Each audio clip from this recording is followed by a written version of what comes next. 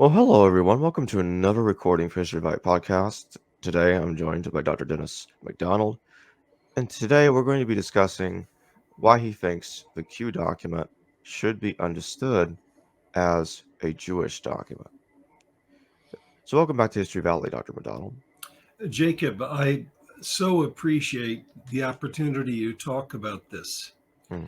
I want to start out by saying that the document we're going to be talking about must not be confused with the Q that people are familiar with from the two document hypothesis and its expression, among other places, in the so-called critical edition of Q.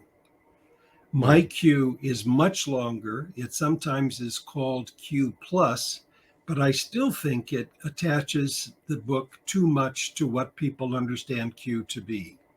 So I prefer to use its most likely original title, The Logoi of Jesus. So when I talk about my document, I'm going to be talking about it as Q plus or Logoi, or the Logoi of Jesus. And so before we get into the Jewish nature of the document, I need to say something about its reconstruction. The traditional Q document is reconstructed according to the two document hypothesis by committing to two major methodological fallacies that have caused many, including myself, to question it. The first is the notion that Luke is independent of Matthew entirely, so that places where Luke and Matthew concur against Mark, one can look for oscillating primitivity between the two. That is, sometimes Matthew is earlier, and sometimes Luke is. But the evidence has been mounting, and I think now is irrefutable, that Luke knew Matthew. So you can't use that methodology of oscillating primitivity between Matthew and Luke to establish the lost gospel.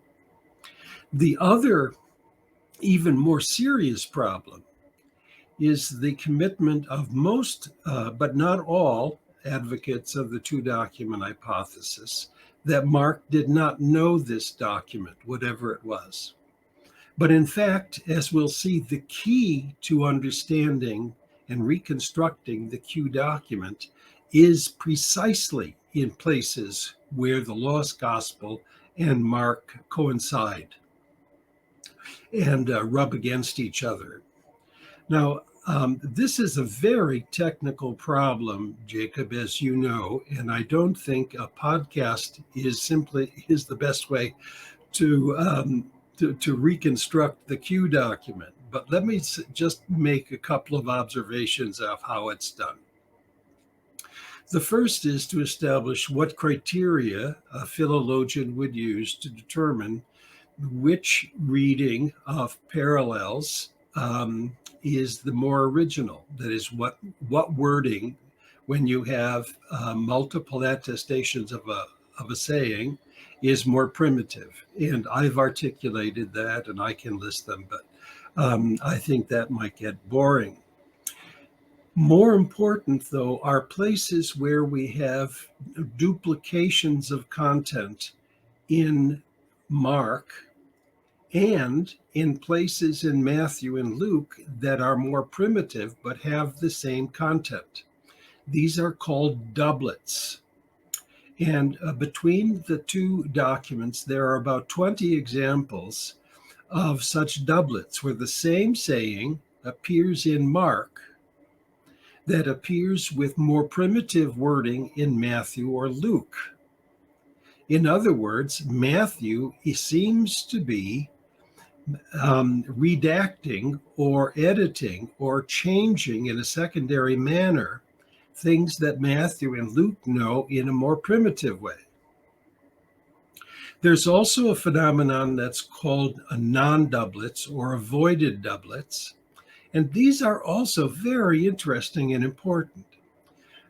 I'll give an example, although it appears, this phenomenon appears both in Matthew and Luke. I'll give you a Matthew example. Matthew is redacting parables in Mark 4. And he gets to a certain point, and he's been redacting it for a dozen lines or more, a dozen verses or more. And so you can see that he's got this text in front of him. All of a sudden, he stops and has five pericopes that he avoids in Mark, but he then picks up Mark again later, about 7 verses later. What happened to these missing sayings? They appear elsewhere in Matthew. He didn't want to duplicate them. There was no reason to, for it, in his opinion, apparently. But these other sayings that appear strewn elsewhere throughout Matthew are in every case more primitive than what we find in Mark. So Matthew knows the same saying, both in Mark and in a lost gospel, but the lost gospel has them in a more primitive way. Matthew and Luke also avoid duplicating content by what we call conflation. That is the merging of the saying into a new mixture, a hybrid of sorts. And we can see this happen because in this case, you do have oscillating primitivity between Matthew and Luke when they're dealing with a saying. That is, they see a version of it in Mark. Surely they do. They keep the same sequence. They keep much of the wording, but they don't keep all of it. In some cases, they change the wording, and the wording is more primitive. It's coming from somewhere else, and it's congenial to the material that we'd identified with doublets and non-doublets. But there's another one that requires one to say that Mark is imitating Homeric epic. And this one's the one that's going to be most contested. And it is the more subjective one. It goes like this, Jacob. Often Mark is imitating Homer or other Greek poetry, Euripides, for example. But embedded in that imitation is a quotation that we find in Matthew or Luke in a different context, probably from the Lost Gospel. So these are called mimetic doublets. They appear in Matthew and Luke because they're redacting Mark, and Mark is using a saying from the Q document and embeds it into his imitations of Homer. And there are almost 30 examples of this. I mean, it cannot be accidental, Jacob.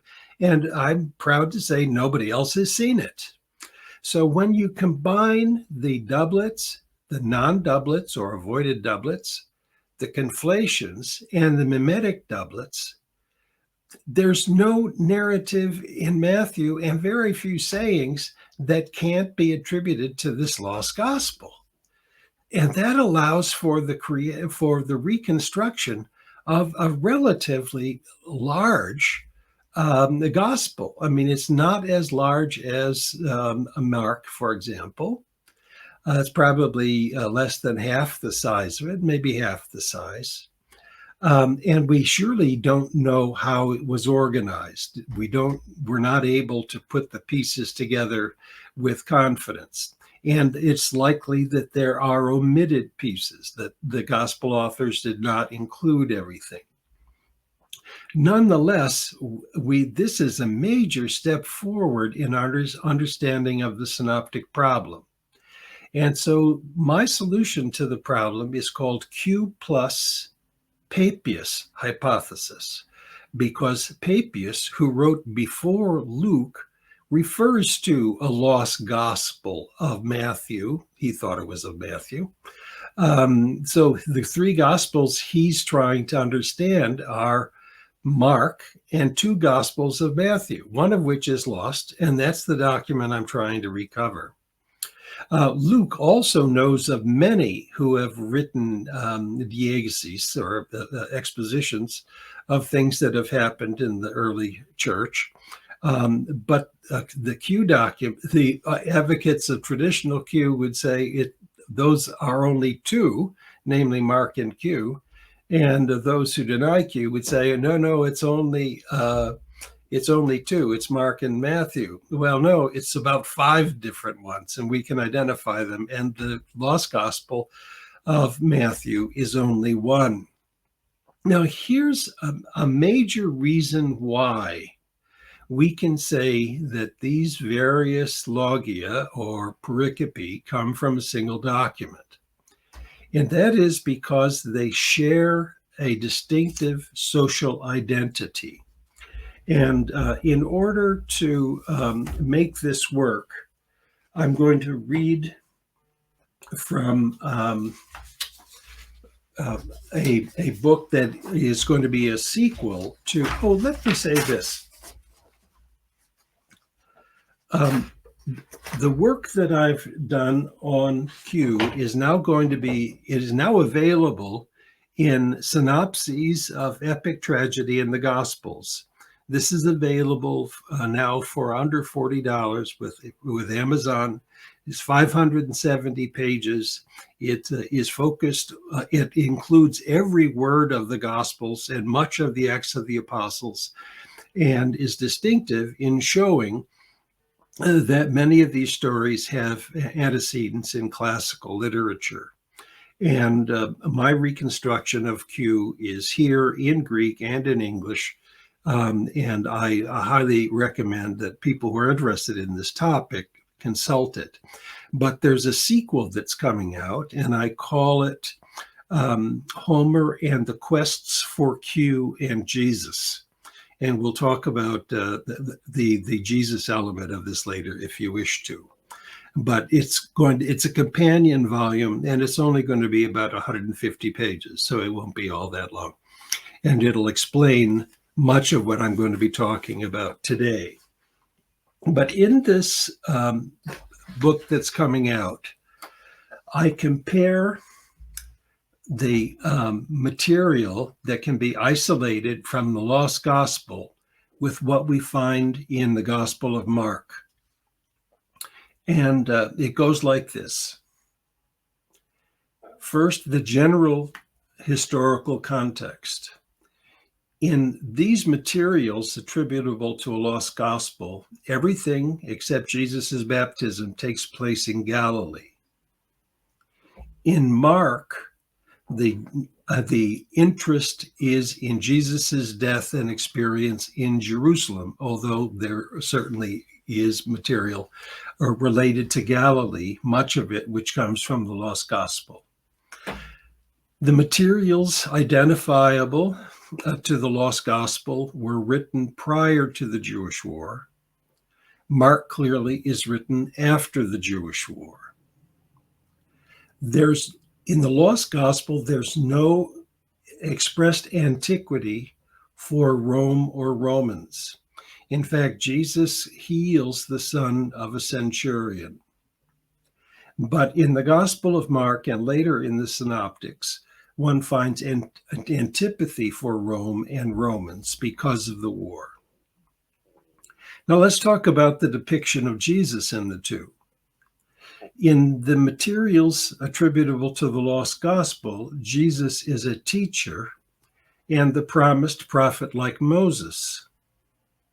In Mark, Jesus is the secretive miracle worker, model martyr, and a rival to Greek heroes, not to Moses.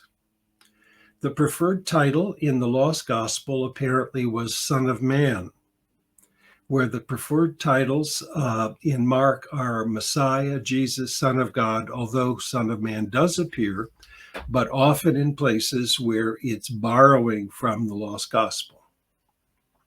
Now, what about the stereotyped in-group, that is, the followers of Jesus? In the lost gospel, the prototypical group are the 12 disciples. But in Mark, the 12 disciples are not always exemplary. One of them betrays Jesus, another denies Jesus 3 times, and none of them stays around and to carry the cross or to suffer with Jesus. In the lost gospel, belonging to God's kingdom is more important than Jewish ethnicity or family. In Mark, we find an omission of those sayings that moderate or minimize ethnicity and fidelity to family. In the Logoi of Jesus, Jesus promises thrones and judgment over Israel to the 12. In Mark, Jesus rejects the promise of thrones to Jacob and John, or James and John. God has reserved such thrones for martyrs. Now, what about the outgroups? This is where it gets very interesting and relevant to the Jewish issue. We find an exclusion of Jews and Samaritans in the mission of the 12. Do not go the way of Gentiles. Do not go to Samaritans. Do not cast your pearls before swine. Don't throw the things to dogs. Go rather to the lost the lost sheep of the house of Israel. So it is an exclusively Jewish mission. But in Mark, there's an inclusion of Gentiles, though an antipathy for Rome because of the war. In the lost gospel, there's a vilification of the Pharisees in Galilee, but in Mark, there's a vilification of the chief priests in Jerusalem because they were the instigators of the death of Jesus, in his opinion. Then there's also this very important piece. Which contested canonical past are we dealing with? In the lost gospel, it's Jewish scriptures, especially Deuteronomy. The lost gospel seems to be a rewriting of Deuteronomy to make Jesus the promised prophet like Moses. And I can give you examples of that later if you wish. But in Mark, the contested authority has also to do with Greek poetry, especially the Iliad and the Odyssey, where Jesus is playing the role of Greek heroes and sometimes even deities.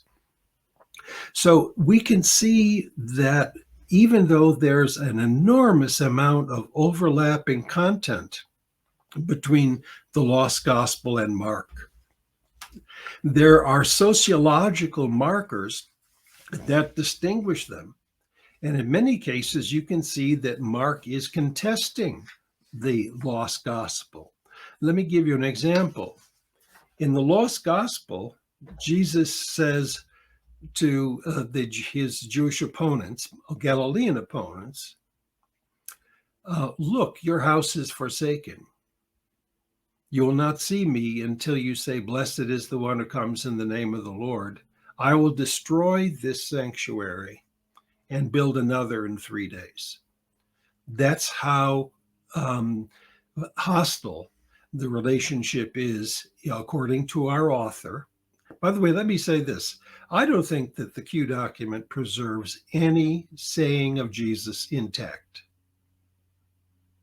I also think it's the most important early witness we have to the historical Jesus and has to be considered in some way. And I have some suggestions of how to do that. But when Mark comes along, he sees the saying about the destruction of the temple, and he has Jesus say, yes, the temple will be destroyed, but he doesn't say he'll do it. And at his trial, false witnesses say, we heard him say that he would destroy the temple and build another. And hecklers at the cross say, oh, you who would destroy the temple and build another, take yourself down from the cross. So this is a major issue for Mark. And he does not like the fact that the lost gospel apparently had Jesus making this threat against the temple. And by the way, that could get you killed, couldn't it, in Jerusalem at the time, to say that you would destroy the temple and so on. So there's a lot I can do to fill in the gaps, Jacob. But I think I should, probably should say this.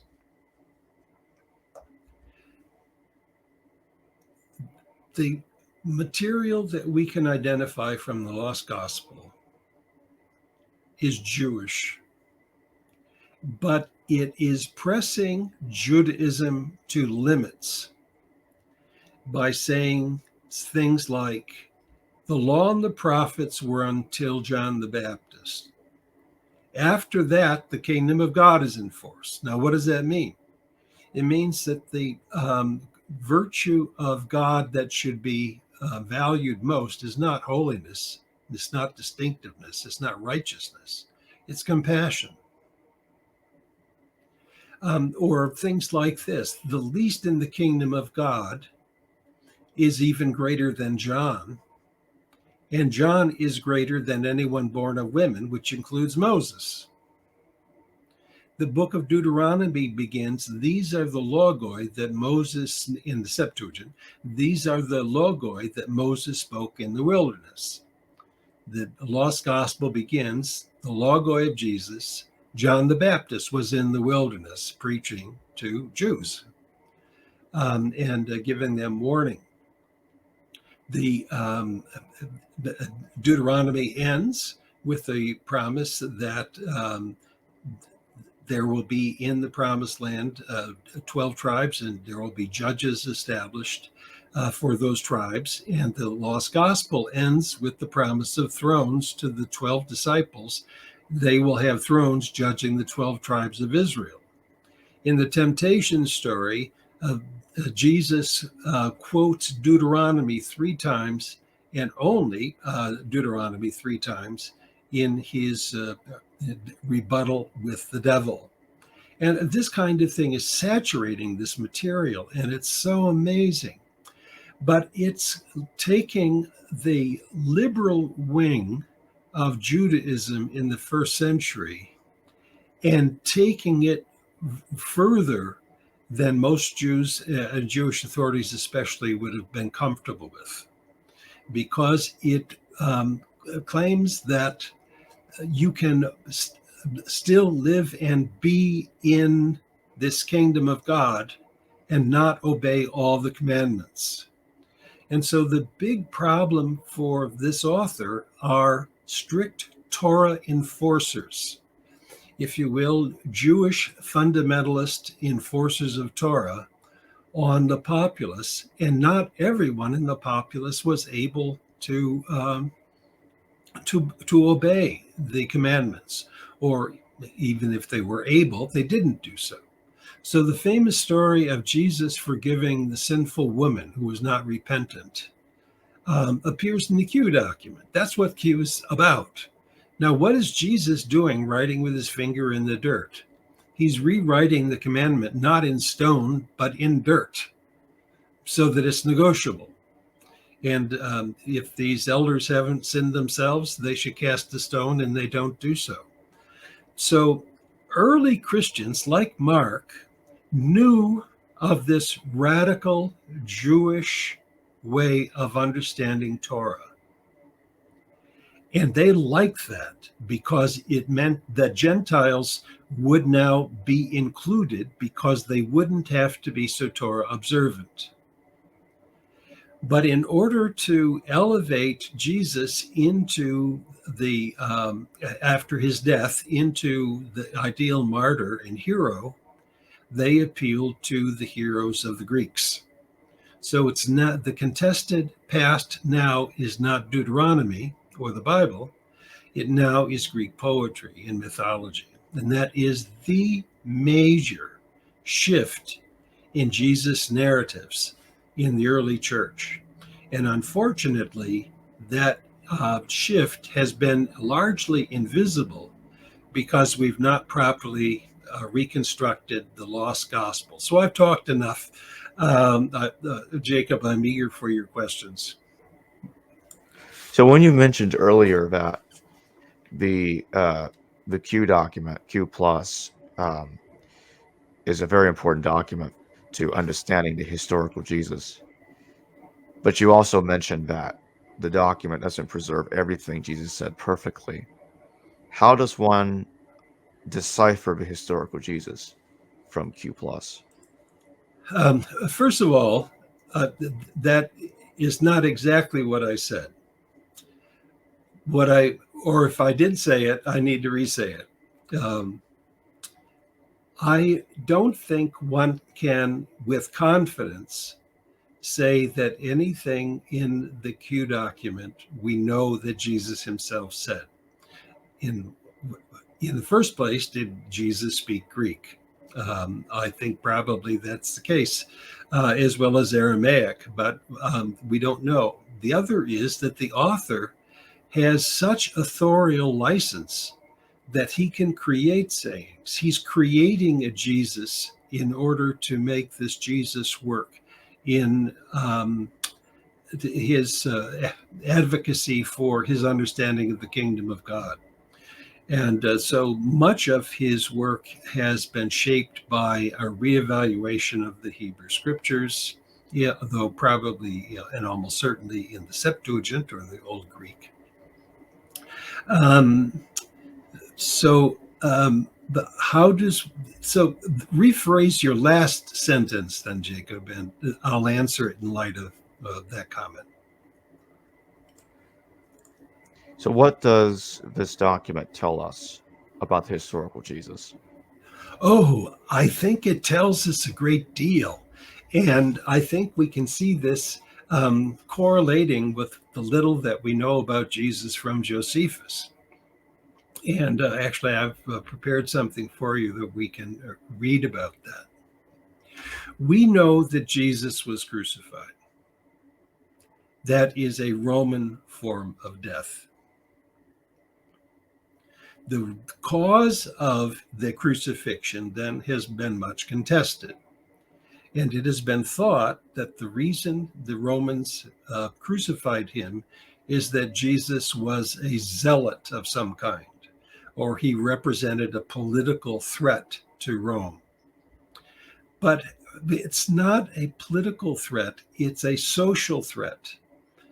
Now, we know that Jews did have the right or exerted the right to kill people who they considered to be non-observant. We find evidence of this in Josephus, for example. So it's possible that Jews could have killed Jesus. It's more likely, though, that Roman authorities saw Jesus and his movement as disturbing the Jewish equilibrium in the Jewish populace, and that they identified Jesus among other troublemakers and his movement among other troublesome social groups. And in order to make an example of what they would do if this got out of hand, they crucified Jesus. The extent to which Jewish authorities were actively involved in the accusations against Jesus is unknown, and I wouldn't dare to launch into that because of the dangers of anti-Semitism and anti-Judaism. So I don't want to go there, but I think the causes of Jesus's death were social. Now, if it is correct that the Logoi of Jesus is preserving anything about Jesus's attitude toward the temple, a threat against the temple, that is, that I will destroy this temple and build another, would be enough to get him in trouble. To say that you did not have to observe all of the commandments to be faithful to God, the Mosaic commandments to be faithful to God, is going to get you into trouble with rigid Torah enforcers. So it's clear that the author understands Jesus to have been the leader of a marginal social group. I would say he's similar to what we have in California with Cesar Chavez and his background. And a very good friend of mine was a worker for Cesar Chavez. And so I guess that's one reason I consider it an analogy. But Martin King, Mahatma Gandhi, a number of social martyrs Martin King could work as well. Now, in Josephus, we have a reference that is clearly a redaction by a Christian, perhaps Eusebius of Caesarea, that talks about Jesus, but it's located in a very peculiar place. It's between the discussion of two insurrections in Judea. And so the one, you have an insurrection about protests about temple materials, wealth being used for an aqueduct. And Pilate issues orders to kill perhaps hundreds of people in the temple who are protesting. Then you have this reference to Jesus and his followers, but it's glowing. And there's, he's justice, a beauty personified, and holiness, and loving, and all that. But then you get another story about Josephus puts it this way: and there was another uprising, and then he tells you what that uprising was. Well, what we find in Josephus now about the Jesus movement is anything but an uprising. So you have this other so the business about Jesus is squeezed between two stories about Jewish insurgencies. So the story about Jesus was about an insurgency originally. I think we can be clear about that. And we find verification of something like that when Josephus talks about the death of Jesus's brother Jacob, James the Just. This Jacob and others were executed by the chief priest, Ananus, as being not being Torah observant. Unfortunately, Jesus doesn't say what the charge was. But other more lenient Jews, one might think of Hillelites, for example, in a later period, who said Ananus did not have the right to kill these people. It's got to stop, because these people, Josephus says, they're not only more tolerant or liberal, but they also are more precise in the interpretation of Torah. Now, the Jesus movement is not rejecting Torah. It's saying Torah should be observed. You ought to tithe the mint and the cumin, but you can't ignore love and justice. It's compassion that has to be there more than holiness. And that apparently got Jesus in trouble. So my attitude toward Jesus and the lost gospel is severalfold. One is, this is the earliest non-Christian document about Jesus that we have. Although one could say that Paul isn't quite a Christian yet himself.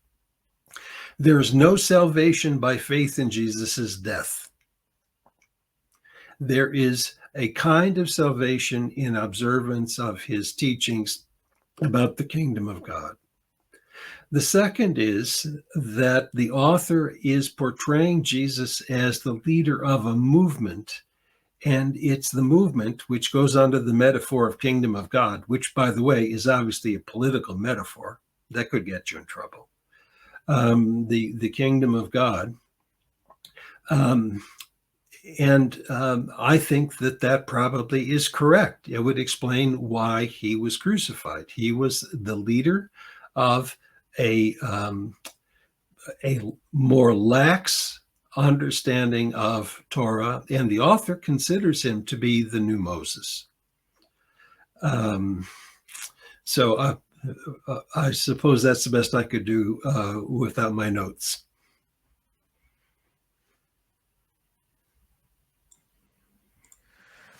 What do you think caused the author of Q+, whoever this person was, to have seen Jesus as the new Moses? Well, I think there must have been something that Jesus said or what the movement represented that stimulated it. I also think the author has his own vitriol to spill on Torah observers. He himself or his family or loved ones may have been victims of strict observance of Torah. And of course, we know that there were such victims. So I would think it probably has to do in part with his own disappointments, his own challenges. But I guess that psychologizing an author in any case is a difficult thing to do. So I'm not sure I should say more.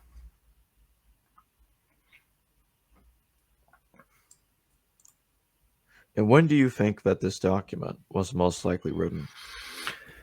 I would say pretty soon before the Jewish War, because we already have the statement, look, your house is abandoned. And Josephus talks about the divine abandonment of the temple before the war himself. So I would say probably early 60s. Some people place it much earlier and so on. I'm going to ask you a question, Jacob.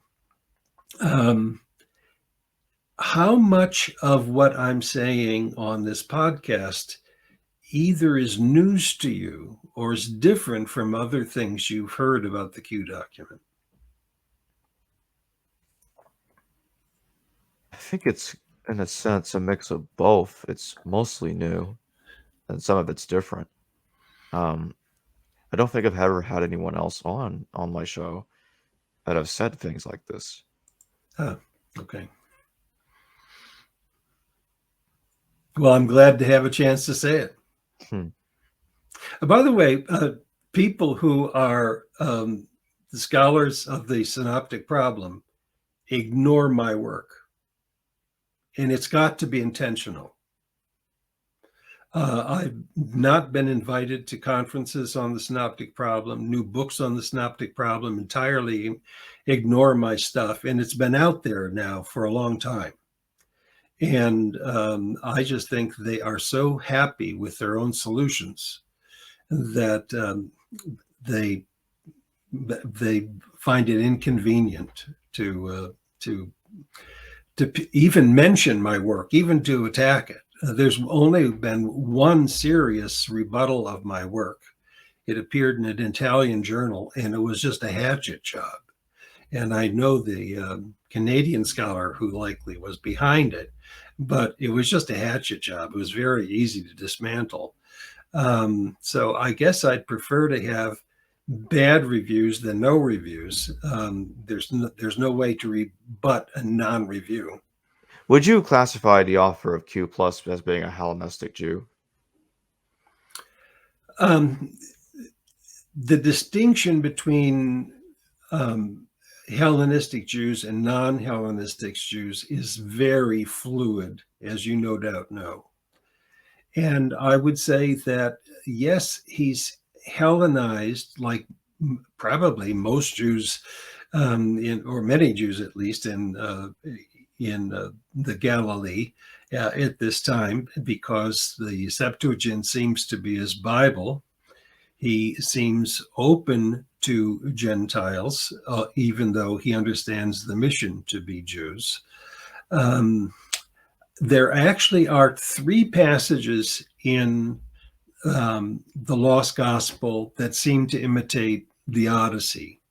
And I know I'm going to get in trouble with this one, because if it's radical enough for Mark to be contesting the canonical past of the Greeks, to say that the Q document is getting me in trouble. But what makes it different is in the cases of the Homeric imitations in Q, they're not trying to score a point against the Greeks, and they really are disguising the imitation, but they really are fascinating imitations nonetheless.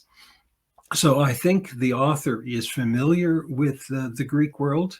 I don't think he's necessarily antithetical to it, but his investment is in the restructuring of Judaism to be more tolerant and compassionate of Jews themselves, but not all of them can obey all of the commandments. Nonetheless, they're in the kingdom of God, and that's a beautiful, radical, liberal way of understanding Judaism. Well, thanks for joining me today, Dr. MacDonald. I want to say one more thing, Jacob. Today is St. Patrick's Day, And I'd like to think that's why you have a green background in the behind you. So anyway, everybody have a good St. Patrick's Day. Well, thank you, Dr. MacDonald, and happy St. Patrick's Day to you too. Okay.